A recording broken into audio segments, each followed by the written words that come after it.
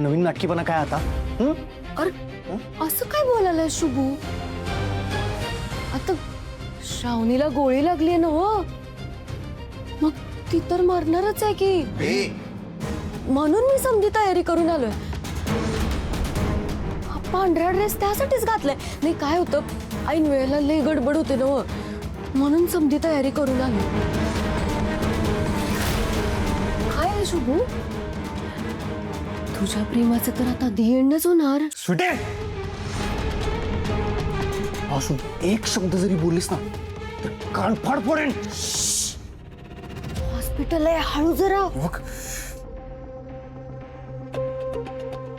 Doctor, हे बघा, आपल्या पेशंटच्या बरगड्यांमध्ये हवा जमा झाली आणि त्या हवेमुळे फुफ्फुसांवर दाब आलाय. त्यामुळे पेशंटला श्वास घ्यायला त्रास होतोय.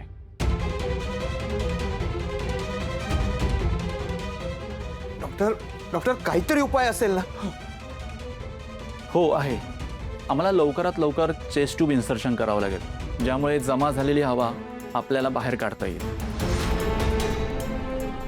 कदाचित मला असं वाटतं की फुफ्फुसांमध्ये रक्तही जमा झालेलं असू शकतं. हे बघा, तुम्हाला जे हवंय ना ते करा डॉक्टर, पण श्रावणीला वाचवा, श्रावणीला वाचवा. हे बघा, आम्ही आमचे प्रयत्न करतोय, पण शेवटी सगळं देवाच्या हातातच आहे. डॉक्टर, आमच्यासाठी आता तुम्हीच देव आहात. वाचवा वाचवा श्रावणीला डॉक्टर. हे बघा, तुम्ही आधी शांत व्हा. काय ना, जे व्हायचं ते आपण टाळू नाही शकत, पण प्रयत्न नक्कीच करू शकतो. डॉक्टर, तुम्हाला जे करायचंय ते तुम्ही करा. बाकी आम्ही देवाकडे प्रार्थना करतोच आहोत. शुभू, अरे प्रार्थना वगैरे करून आता काहीच उपयोग नाही. नाही आता एवढी गोळी लागली ना, मग वाचायचे चान्सेस तर तसे कमी दिसाले. ते ते ट्यूब का काय ते घालणारच नव छातीत. त्याला वेळ झाला नव तर काय पण होऊ शकतंय. असं नको व्हायला.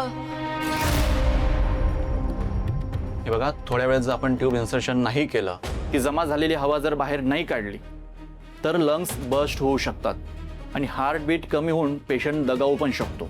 डॉक्टर, मग लवकरात लवकर ट्यूब इन्सर्शन करा ना. हो, त्याची तयारी चालूच आहे. Please please please doctor. Shubhu, ऐकलंच ना डॉक्टर काय म्हणले ते? श्रावणीचे वाचायचे चान्सेस अजिबातच नाही आहेत. नाही, बरं झालं मी पांढरे कपडे घातले, ते हे उपयोगाला आले. शुभू, अरे काय करायला शुभू? शुभू